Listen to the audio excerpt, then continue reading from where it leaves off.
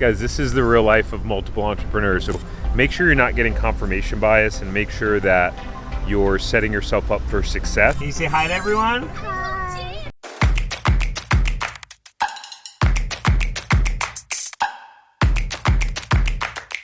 Guys, I'm sitting in the car waiting for Bridget because she had to go to the bathroom. She's gonna make us late for this meeting. Important meetings, it's good to just not be late for them. It's good to be on time. Should we give Bridget some slack as she gets in?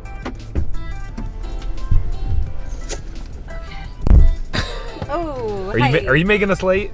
I sometimes make us late, but not today. All right. Back in the seat. I tried to get in the driver's seat, but he wouldn't let me. He was like, I'm driving. Women, do your men not allow you to drive when you're in the car with them? Everyone, I will tell you this. I'm married to a very strong, independent woman. There's no, don't even entertain her allow. There's no allowing of anything. If Bridget wants to do something, she does it. So don't let her sweet innocence fool you, okay? All right. As long as, by the way, as long as you can see us both in that LCD screen, you'll be able to, we'll be able to see each other.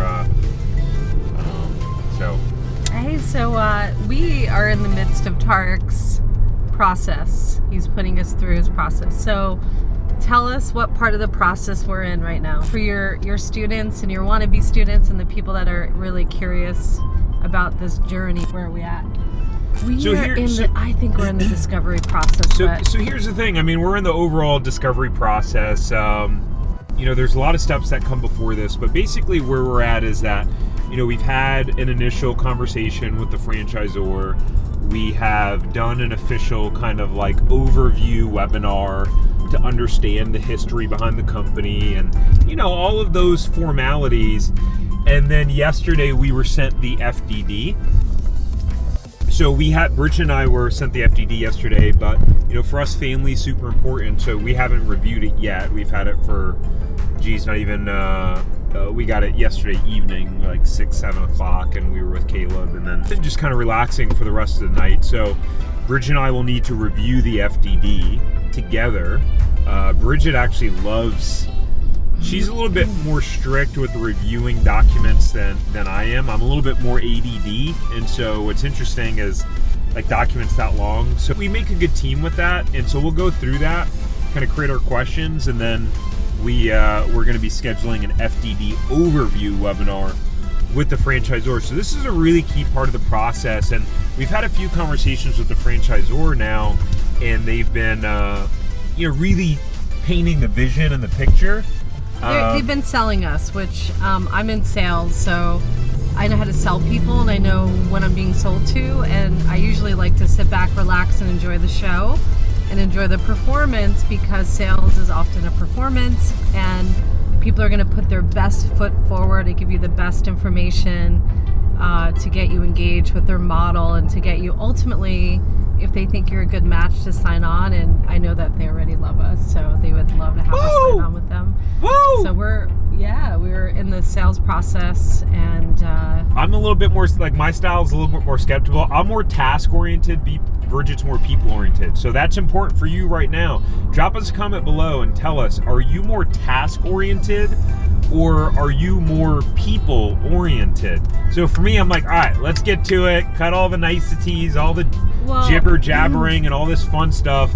I want to see the FDD. I want to fill out my financial projections, my pro forma. I get it. I'm excited about the idea. I see the possibility. Let's speed this process up a little bit. There's two parts to this, what Tariq's talking about, which both are very important. What he just said is very, very, very important. That's the foundation. However, the other side of it is when you're engaging with a franchise company, for me personally, I think a little bit more about these things on the relationship perspective of building a business relationship with people that are the CEOs of this company. And I want to do business with people that are professional, driven, they have a big vision, they're respectful, and there's good energy there. we've often had a chance to meet with some of the higher up people that we do business with. So people usually love doing business with people that they enjoy and like. So that part of it for me is really great. And to feel someone's energy around the business that they're building that you're signing on with. Yeah, and it's funny because Bridget and I's styles are so different, and this is why I'm like, yeah, cut all the niceties. Like, it's all about, like, at the end of the day, it's all about the numbers, right? Like, a franchise can be all sexy and feel good and all that stuff. You want to get into a franchise to make money and to make your life easier. And so ultimately all that stuff is great. Don't get me wrong, I'm all bottom line at the end of the day. The nuts and bolts have to work.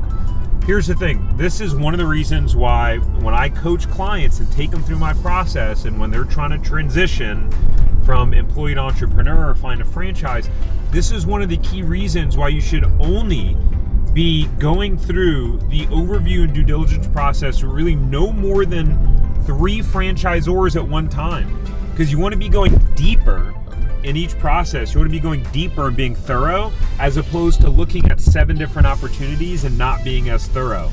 You want to really have a real understanding and grasp about the business and the opportunity, and really do your due diligence and really make sure it's the right fit. So yeah, really, you shouldn't be looking at more than 3 opportunities at one time, and make sure you're just going down deeper down the rabbit hole. It's a good point. I think a lot of people want to shortcut this part of the process, and I think Tariq's process could be potentially very helpful for you guys. Sometimes this is not the fun stuff. Doing homework and doing this stuff is not always fun, but it's so important to know that your investment and where you're moving is actually going to get you where you want to go. Yeah, it's so true. And look, this is where people, now that we've had a couple of sales calls with these guys, this is when people get confirmation bias.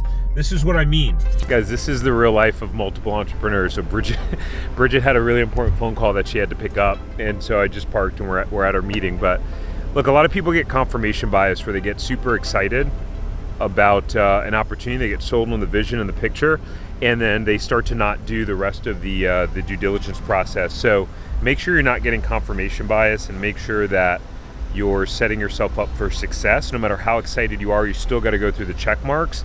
And so we're going to go to this meeting, and I'll catch up with you guys later and afterwards and let you know how it went. Are you ready to go have some pizza? Yeah? Can you say hi to everyone? Hi. We're going to go have some pizza and maybe talk some business. Okay. The lighting's not very good in here. It's not. Caleb, I would need an extension for the lighting. Like, there's something that attaches to the camera so that the lighting looks better. Can you say hi? Hey, Caleb, can you dance with Mama? I understand.